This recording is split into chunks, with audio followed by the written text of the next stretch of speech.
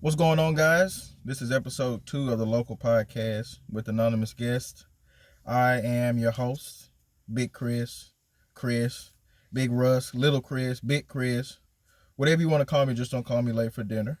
And my next guest is a very good friend, a friend that's about to leave me for Black Hollywood, a former and current cable legend.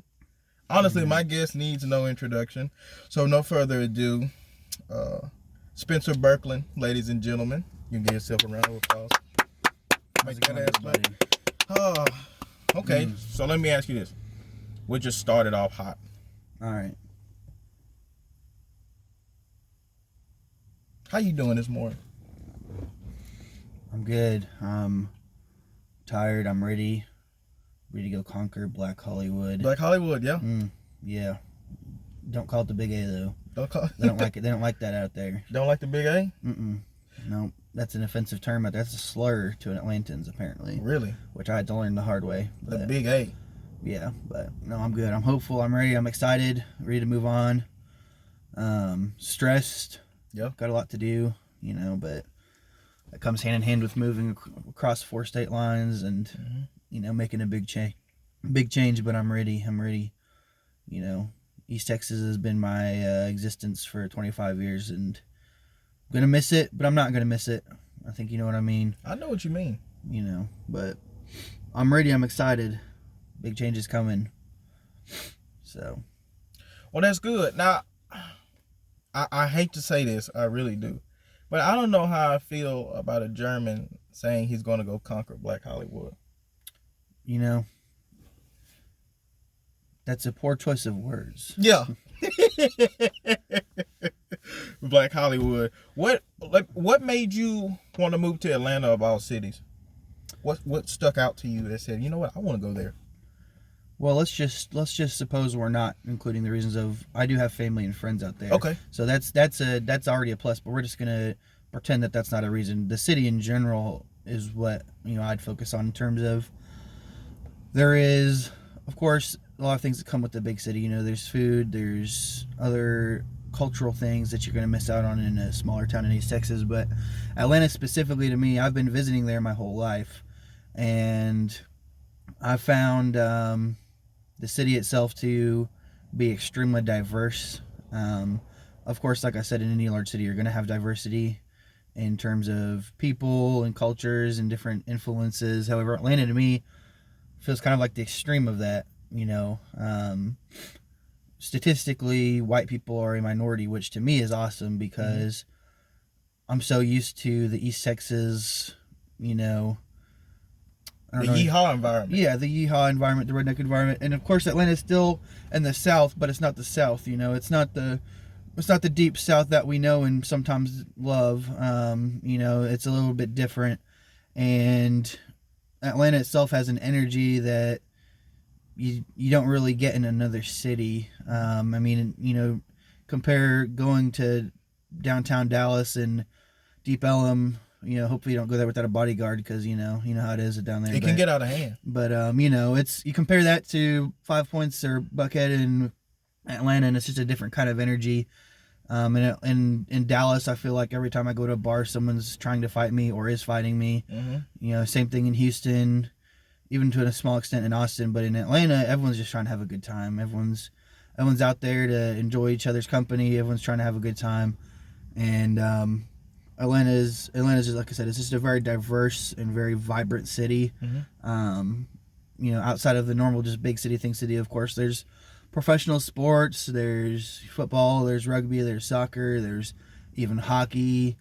There's a lot to do there, but I think specifically I'm drawn to just the kind of energy, which I know sounds very stereotypical, but the energy of the people there and the culture there, it's just different from what you'd be used to out in East Texas. And it's, I don't know how to put it without sounding some kind of way, but it's interesting seeing society in Atlanta is kind of how I'd like to see society in other parts of the states with high, African American populations, where in East Texas, the African American populations here are typically are treated more poorly. Mm-hmm. They're looked down on in some ways, Mm-hmm. or are hereditarily disadvantaged, however you want to put that, or systemically disadvantaged, I guess is the better term. Mm-hmm. And of course, there's still that in Atlanta, but it's kind of like, I don't know how to put it. It's like you see a lot more African American progression, right, a lot more success and success. And of course, success isn't always just physical or monetary, but it's like you go to a store, and you when you're in East Texas, sometimes you may pick up on this here and there, like you're at a gas station and the person in front of you is a person of color, big, tall braids, whatever, and the cashier is being real friendly and bubbly to everybody else. Mm-hmm. He comes up, and then suddenly she gets real quiet and just kind of, checks him out and is like, just pushes his stuff towards him and doesn't talk to him. And then the next good old boy comes up, old white dude comes up, and then suddenly, it's, how you doing today? Oh, I'm doing just fine. And, yeah, it's just like you see the demeanor changes because she fears him. Yeah. Because culturally we're taught in this area, unspoken, that, a big black dude with braids is a threat. Is a threat. But in Atlanta, that's flip the script, that's just your fellow citizen, it's just, like it should be, another person. And you really get a feel for that when you spend some time there versus when you've lived in East Texas. Just the little small things. It's not always someone calling someone the N-word in the street. It's often the little small things, the small interactions with people. And it's very interesting to see that in Atlanta, just because, like I said, when I was a kid, of course, I was ignorant, but when I got older, I started seeing more and more things, especially working in the cable industry. Mm-hmm. You actually are exposed to a pretty significant deal of racism, at least here in East Texas. I don't know if that's true elsewhere. Yeah. You're exposed to quite a lot of that. And so you gain a new appreciation when you're in a place like Atlanta, where, African Americans are treated as people typically. It's actually quite refreshing, at least for me, who's become more and more aware of that kind of those little microaggressions. Yeah, it's like, and I hate to use that word, microaggressions, because it gets misused by white girls who are frustrated somebody didn't spell their stupid name on the Starbucks cup right. That I hate to use that word, but it's true though. Yeah. You don't really appreciate microaggressions until you see a society like Atlanta that doesn't use microaggressions towards African American people, versus a society like East Texas, Kilgore, Longview, surrounding area, where that's just the way of life. It's how you just talk to people. Yeah. So it's like, I know that sounds cheesy. I know it's weird. And it's hard to word that without coming off in a weird kind of way, but it's the truth though. You spend a lot of time in Atlanta and you realize that it's like a more, I don't know how to put it. It's like people are people out there, and it's not like you got the Asians, you got the white people, you got African Americans, you got this, and they're all set in their own separate little, like New York City. Yeah, like it's not like like in Longview you've got neighborhoods that are pretty much only Hispanic, you got neighborhoods that are pretty much only African American, right. You got neighborhoods that are pretty much only white. It's not like that in Atlanta. From everything I've seen in the time I've spent there, it's just kind of everybody's there together, and everyone's kind of on the same playing field for the most part. And I'm sure there are still instances, maybe in business practice or things, that there are probably still, issues, but just at the, civil level, between just the average person you see at the club, the person you see at the gas station, person checking you in at the store, the person that you're talking to at Chick-fil-A, it's just like, it just seems to be a much more level playing field. And to me, that's very, very attractive, especially after some of the recent events that have been going on in our country. Mm-hmm. So that makes it that much more attractive as a city. So, of course, like I said, that's what draws me to the city specifically. But, I did get a job out there, and I do have friends out there, so that's obviously another draw. But Atlanta is something else, and if you haven't had a chance to go out there, you should. Mm-hmm. You should go experience it. You should go enjoy it. Got the best wings in all of the country. Oh yeah.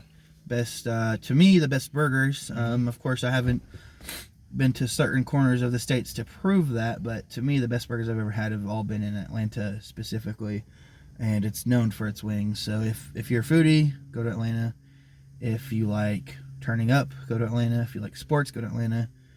If you just want to have a good time, go to Atlanta. So Atlanta is what, as a Southerner, you think New York City is with the heat turned up? Because when I was a kid and I thought of New York City, I assumed it was this place of cultural diversity where everybody's getting along, everybody loves each other, until I actually went to New York City, and it's really just a bunch of different cultures in one place. Right. It's not partying in the streets. Oh, he's this, we're together, we're in unison. It's really not. It's a bunch of different people in a small, cramped area. Right. And when I went to Atlanta, it was maybe 4 or so odd years ago.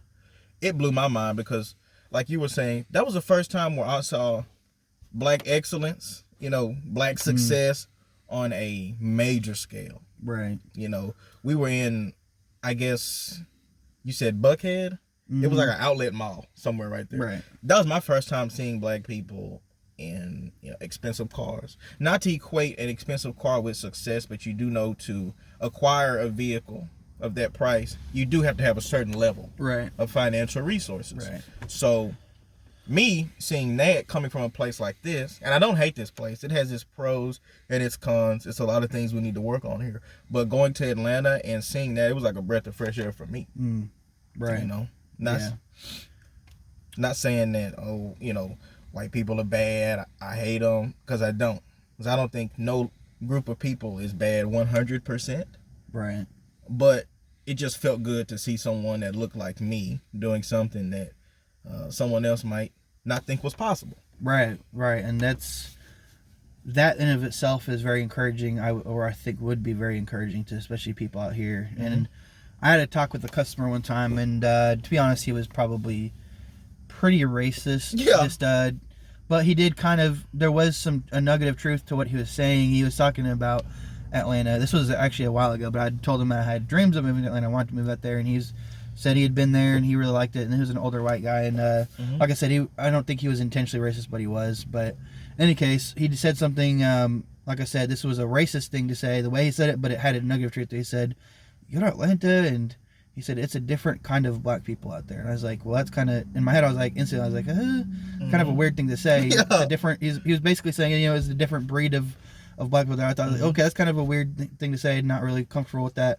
But what he was getting at was that people out there have had much greater success and have been able to achieve this concept of black excellence, as we call it, where it's basically black people being allowed to succeed as they should be and be able to pursue, business and be entrepreneurship in general. These things are celebrated out there and are much, much more, I guess would say, more achievable in some ways because there's less of that ceiling. And so, in any case, like I said, the way he worded it was, of course, pretty uncomfortable. But I got what he was saying, though, was just that it's interesting seeing what society could be out there and what equality could be out there and what a level playing field could be. And it's amazing. Like, I was at a bar and I don't even know where I was. I was somewhere in downtown Atlanta, Midtown. It was at some bar. It was on a Saturday night, and it was very, very active. And I remember sitting in line outside waiting to get into the bar and just seeing cars driving by. And of course, there's, a bunch of Ubers going by, a bunch of drunk girls, whatever. The scene, you can imagine the scenes is from like a scene from a TV show, just very, very bustling area of downtown. And I remember seeing a whole bunch of like every third car was like a Lamborghini or a Maserati or something, most of them with their tops down to show off and what have you. And this was, like I said, in a very, I don't even remember where I was at. It was a long night, but it was a very, very popping part of Atlanta. In any case, everybody driving those cars were people of color. I didn't see, not a single one of the people driving those cars was a white guy, the old white guy with the gray hair and the girl who's 30 years too young for him in the passenger seat. It was none of it was that. It was just young. It was young African American men driving all of those cars, and it was like, and I was like, wow, imagine seeing that in East Texas, where everybody is like seeing that level of success. And seeing that in East Texas, I can't even imagine it. I couldn't either. And it was, I was like, it was a very small moment. It was just a very small moment. I didn't realize it at the time, but afterwards I looked back and I was like, wow, that was kind of cool. You know? You see a nice car in Longview, Texas, and it's some dude with a old white dude with a bald head or going bald, with either his old cranky wife who's cheated on him 37 times in the last decade, or the girl who's 30 years too young for him and is hoping that coronavirus will take him and she can get that money.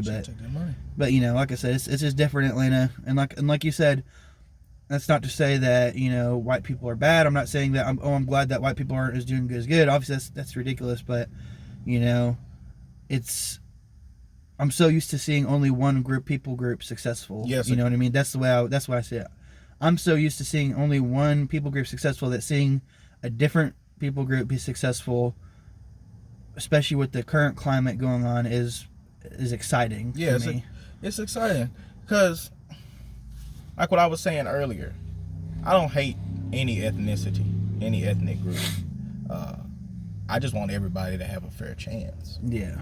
So when you see that, like when I went to Atlanta, that made an impact on me in a major way. And I've never been a small-minded person, of course, thinking, oh, I'm black, I can never do this, I can never do that. But when you see a level of success like that from someone who looks like you, it reinforces what you've thought all along. Right. And skin color doesn't matter. You can succeed. So going to Atlanta was a breath of fresh air and some positive reinforcement for me. And I think that's pretty cool that for you, a white male, that was also sort of inspiring to you. Right. You know? Because usually somebody would see that and say, oh, somebody where we're from would say, oh, look at all them successful black people over there. Black people are successful, when we know, statistically speaking, in this country, that's not the case. Right. So, right. I really loved Atlanta, and I still love Atlanta. And any chance I get to go back and visit, I always will, because it's a pretty cool place. And it was the first time I saw a young black woman driving a Rolls Royce Wraith. Changes your life when you see that. Yeah, it was crazy to me, man, because we were eating in the Waffle House. I don't know what it is about their Waffle House, but that's the nicest Waffle House I've been in my life. And I think we're maybe downtown Atlanta. Early morning, lady drove by with a bonnet on, like she just woke up, in a Rolls Royce Wraith. You wouldn't see that here. You know? You wouldn't see that here. And that little moment, like that little moment you saw, that moment of me seeing that young black woman, I don't know what her occupation was. Not that it matters. Right. But just seeing that, it was, oh, okay. So this does happen to me too. Right. You know? Right. Yeah, no, I think that should be very encouraging to people. Yeah. And it's one of those things you really don't think about until you see it. Until you see it. That's what I'm saying. And you realize because of course people talk about, everyone knows Atlanta is like a, you know, it's an area that has been typically a great success for African American people, and it's, everyone knows that, but you really don't think about it until you're there, and you look around and you go from Dallas to there, and you're like, whoa, you know, you're in Richardson, and it's just all a bunch of, you know, and you out there and you see this. It's just, it really does open your eyes a little bit to what could be, what should be, and what is. You know? Yeah, 'cause, man, this is the richest country in existence, right? Right. Yes. There is no reason why we all shouldn't be allotted a level of success or the opportunity to attain a certain level of success. Right. I'm not saying anything should be given to anybody, you know, unless you're a young, beautiful white girl with a pair of double D's. You know, that's really the meek inheriting the earth. Right. Those women right there.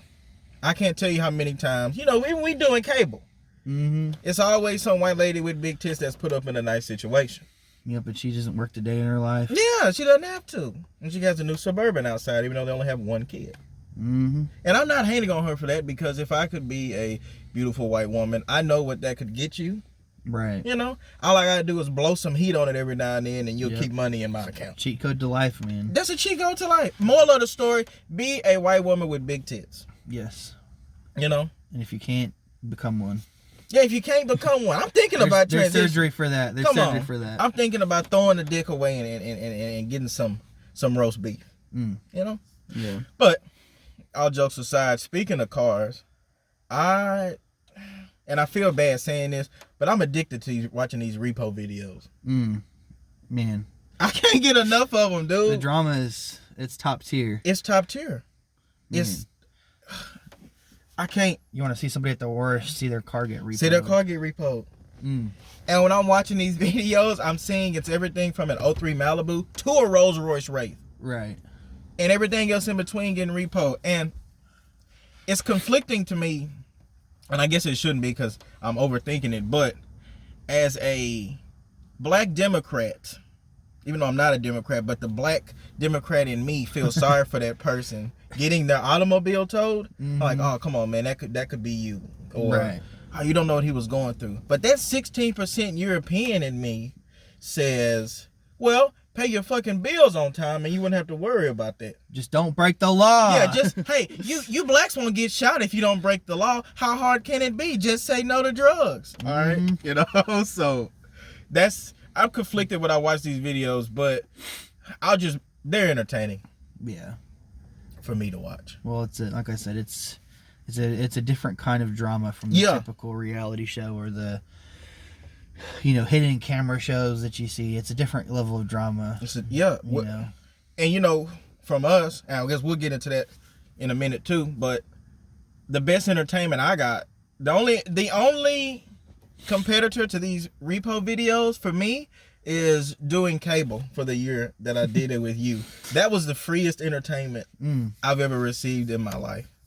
You even got paid for that entertainment. You got paid for the privilege of witnessing some premium Dr. Phil, Oprah, soap opera, telenovela type drama, man. It was you were there to witness it and got paid for the privilege of it. So no, what can be better? Yeah, what could be better than that? Like those tow videos, they're entertaining. But have you ever had weed offered to you 3 times in one day?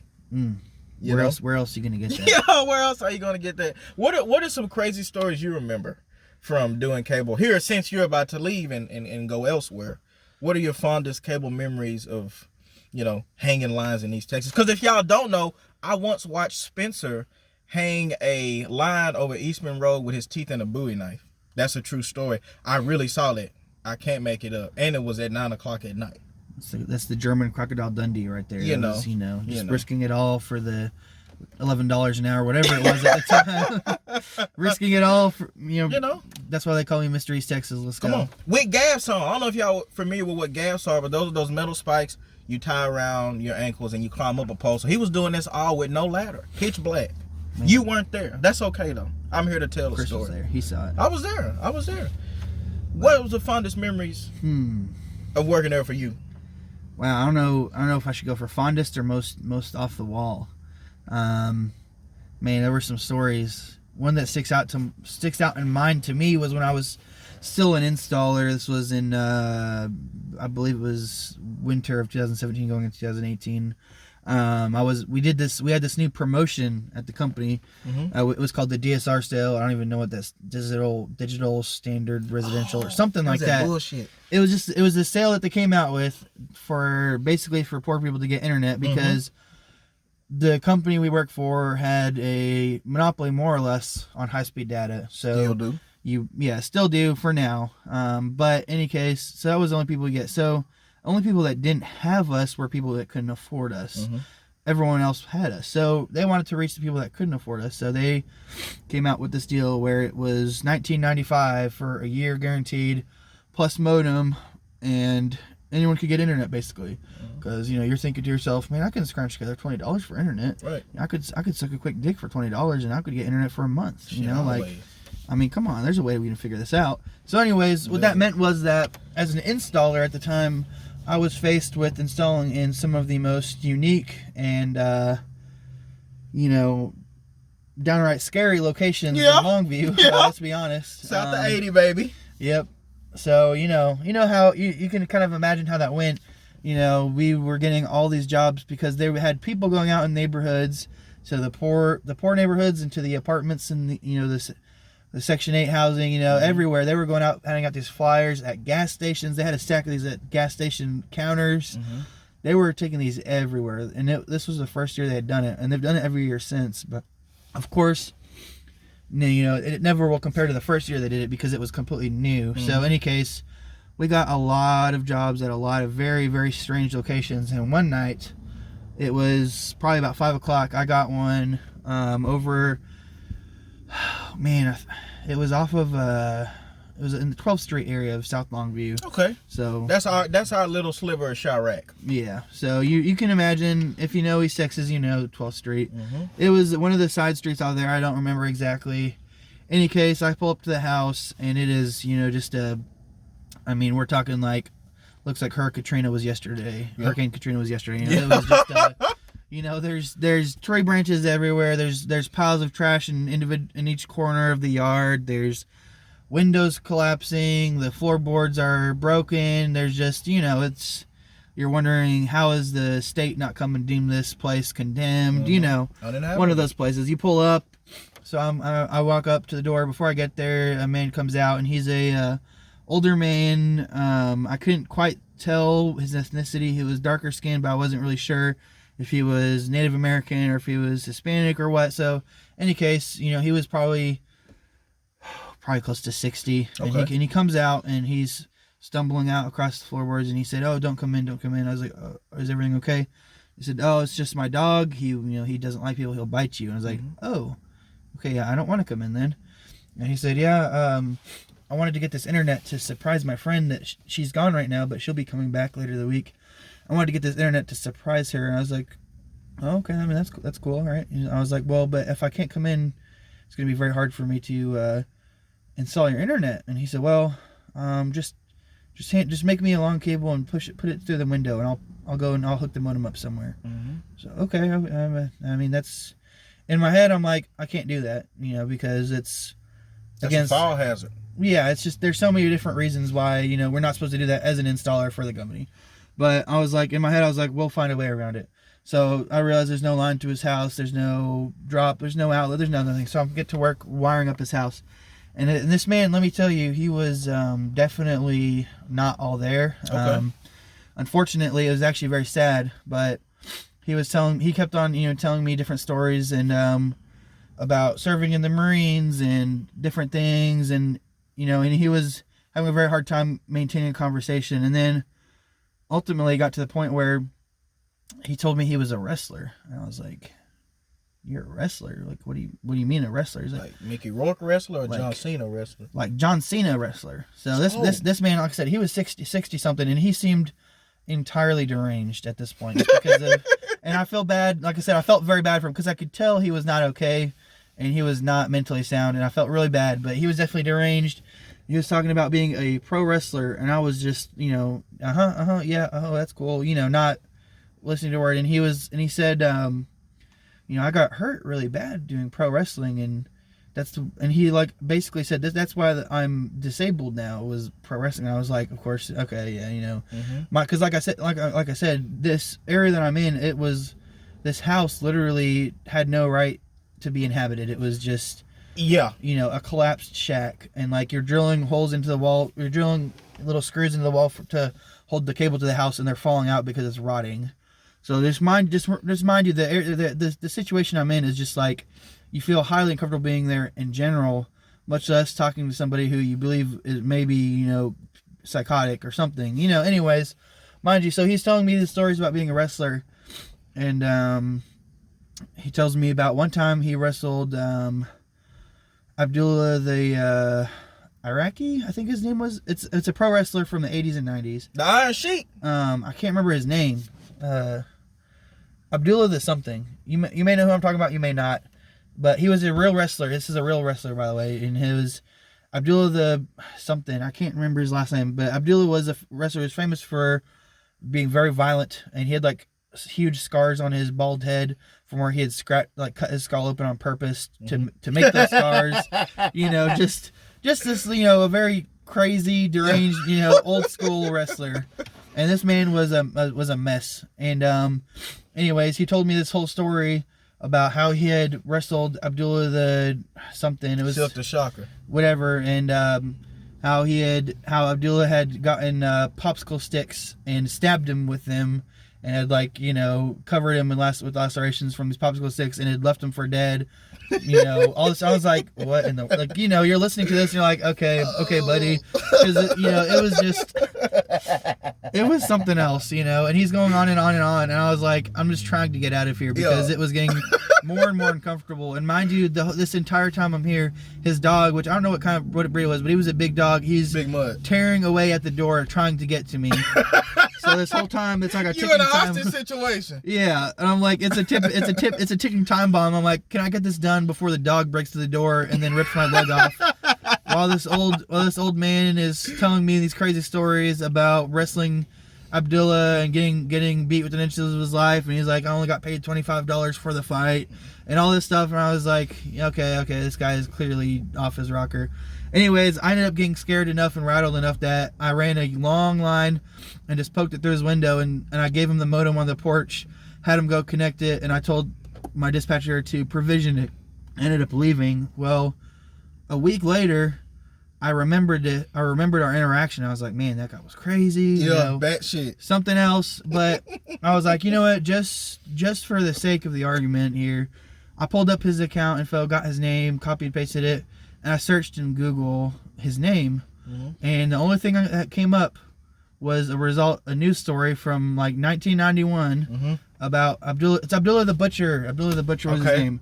About Abdullah the Butcher nearly murdering a young young Native American Navajo man, and left him bleeding and with brain damage and almost killed him, and he only got paid $25 for the fight. And I was like, are you fucking kidding me? Every word that crazy man said was true. Every word of it. And I just could not believe my eyes, and I've never forgot that for the rest of my days. I'll never forget that, because that was just you know, that was pretty shocking. Yeah. And, you know, like I said, you just have to understand the situation you're in. You're surrounded by just the most, like, pure poverty, and just...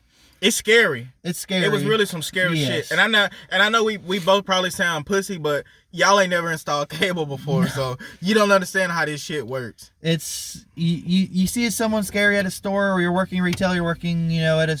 whatever, fast food, and gone in 10 minutes. Yeah, they're gone. They're coming and they're going. You talk to them, but you're in a public place. That's it. You know, there's police right there. You know, there's cameras there. Well, when you go to these people's houses, they got home field advantage.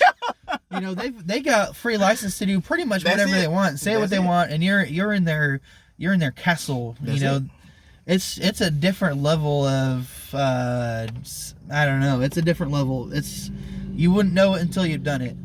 Bro, but, you know, and that's to anybody that says wrestling is fake. Yeah, ask that crazy Navajo dude that almost died, and Owen Hart. Yes, that's the boy that fell out the rafters and broke his neck. Mm-hmm. But yeah, like, I tell you a cable story. It's funny to me because it was something out of a movie. All right, so I get the address. It's behind Copeland's in Longview on 281. Mm-hmm. You know where it's at. In my head, I'm thinking, I'm doing internet at that hotel behind there. Right. So I walk in the hotel. They say, oh, no, this ain't it. So I call my boss, and the dude say, oh, you're at the right place. You're at the right place. All right, cool. But I asked the lady again, and she says, no. Oh, you're talking about that place. I walked outside. It's a big unfinished building. And I'm just doing a upgrade, right? Mm-hmm. So I said, ma'am, you can't tell me there's anyone in this building. It's like that part of the mobster movie where they meet in the unfinished building with the plastic in between the metal post. Right. You know what I'm talking about? Well, you know you finna die, or it's finna be a shootout. Right. And you just hear the plastic swaying in between the metal beams. Anyway, so I say, all right, cool, whatever. So I drive over there. Lo and behold, it actually is an unfinished apartment complex. I open the door. I do my little upgrade. I put the little video trap on. I walk outside. A dog lunges at me from a distance, though. Right. So I back up. I come out again. Some dude said, get the fuck out of here. And he said, I don't mind that dog. He do that to everybody. So we got a rabid dog that bluffs and an unfinished apartment complex. So I asked the dude, I said, hey, what's going on here? He said, long story short, the developer ran out of money, so he quit. And nobody knew when they were going to get evicted. You know? Right. So, they're all just, and it was maybe 10 tenants total in that big unfinished apartment complex. And it was just, I don't know, it seemed like a scene out of Curb Your Enthusiasm. You know, you show up to work and you're like, wait, you telling me Subwell lives here? I can literally see through the building. And he said, yeah, it's about 10 of us here. Everybody else is leaving. I said, well, how much is the rent? He said, honestly, man, hell, and nobody asked me for money, so I hadn't paid it. I said, wait, what? What's going on in here, dude? And then I went in the room to get into the operator closet. It was an outside room. The door was, the key to get in the door was exposed, so anybody could go in there. Right. And then the actual lock box that protects all the cables, that was open. So honestly, everybody was in there getting free internet if they wanted to. But that's just one of those things. We know because we install cable, but you don't know how easy it is to hook up your own cable at an apartment complex. It's easy. But that was one of my fondest memories of doing cable here, was going to an unfinished building and installing some internet, or just putting video only capabilities on it. Right. Let me ask you this. To LOP or to not LOP? That's the question. Well, that's the question that will always be asked. And for those who don't know, an LOP is a letter of permission to wire. So basically, it's a get out of jail free card for a job you don't want to do. Yeah. So anytime the customer doesn't own the property, you technically needed a letter of permission to wire. 100%. To put lines on their building, to drill holes. So 98% of the time, it's okay, because either there's already stuff there, or it's a rental property with like other lines there, and it's not going to hurt anything, or they just don't care because they want their tenant to have service, right? But by the letter of the policy, if you needed to freak a sickie and get out of a situation where you don't want to be in, the LOP comes out. And that's a little secret of cable you may or may not know. It's you come to a house and you walk in and the customer meets you with hostility. Yep. And you're like, so do you own this place? No. Oh, let me get this letter of permission to wire and need you to have your landlord to sign off on this. And they say, oh, we can just call him and he'll give you permission. How do I know that's your landlord? We don't know that. A verbal word of permission isn't enough. Exactly.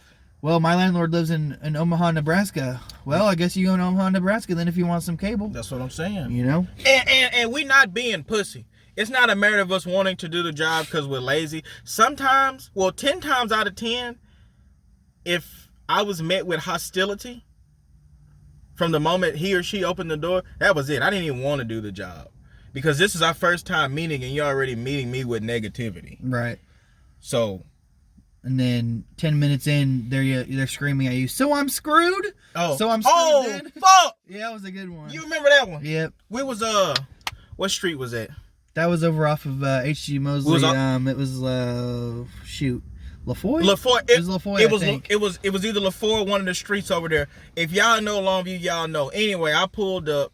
I guess it had been burned down. It could have been for insurance purposes, or maybe he needed to save some money on his car insurance. I'm not sure why it burned down, but a new one sprung up. So I pull up. I get there. I'm like, ma'am, in any other instance, I would, do the line. And she wasn't even mean to me. But this was a brand new duplex. Right. And I didn't want to just be tacking lines on. Right. There was not a single line to be seen on the entire building. It was a brand new ground up. It was ground up. Yeah. So not a line to be seen, pristine. So you look at a building in that situation and you're thinking, all right, there is no physical way I can run a line on here without it being conspicuous as hell. And a landlord coming and seeing this, and there's no getting around that. And ain't no getting around it, because the landlord might say it's okay over the phone, but they get there and see what side of the duplex you put it on, or what part of the duplex you put it on, and now they're calling our boss mad, and our boss asking us, well, did you ask for an LOP and all this other BS? Right. So sometimes, most of the time we did the LOP because the customer was an asshole, but other times that 1% was the situation that I was in, where it was a brand new duplex and you didn't want to put no lines on there without the landlord being there, seeing it and explaining it to him. Right. So that's what I did. I told this lady that her attitude went from 100 to hell in like 3 seconds. And you were getting ready to get off. I was like, hey, come hang out with me. This lady's crazy. So I went back and forth with her landlord twice. He said, oh, she can sign for me. I said, sir, that's forgery. And he said, well, I'm in a different state. I don't know if I can be there. And I was like, oh, well, I'm sorry. We can't do the job. So this lady's fuming. She's called her boyfriend or whatever dude is wasting her time at the moment. Yeah. He's trying to talk to me. I'm like, look, I've already talked to the landlord. And he's driving over, getting the strap ready. You know, he's ready to threaten you, you know. Yeah, she's trying to pull the card. Oh, you need to help me because I'm black. All that bullshit. Lady, I just didn't want to deface this brand new property without the landlord seeing where actually I was going. So I pretended like Spencer was my supervisor, which we kind of did that a lot. Yeah. He came over there. He told her, she's human glaring at him. She's like, oh, so not only is he going to disrespect me, he going to bring this white man over here to disrespect me too? Just add insult to injury. Just add insult to injury? Fuck the both of you with a sick dick. So she just kept saying, so basically I'm screwed.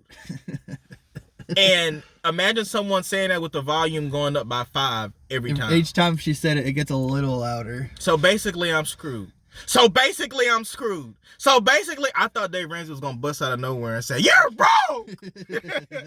Because she was hitting Dave Ramsey levels of ranting. That lady was pissed at us. Oh, man. And honestly, well, who am I kidding? I wouldn't say that I couldn't do the job. I just didn't want to fuck that brand new place up. It wasn't worth the risk. Yeah, it wasn't. It wasn't worth the headache. And meanwhile I'm here, I'm listening to it, I'm pretending to be his boss or whatever, and I genuinely was having a hard time not laughing, and I felt bad because I know she was upset. She's like, oh, I've got school and I've got this and I've got to do that, and I'm like, I understand, and you have to have empathy for the situation, but you don't have to have empathy for the reaction, because oh my god, dude, you have this person screaming in your face because you say, hey, I'm sorry, I can't do this because of our policy. Dude, yes. And this is not me. This is not, I'm not trying to get out of work. I get paid either way. I get paid by the hour. I'm not paid by the job. So I genuinely do not benefit from this at all. I'm going to be working regardless. I'm getting paid either way. So it's just as, it's just the same to me to do this as not, but my policy cannot do this.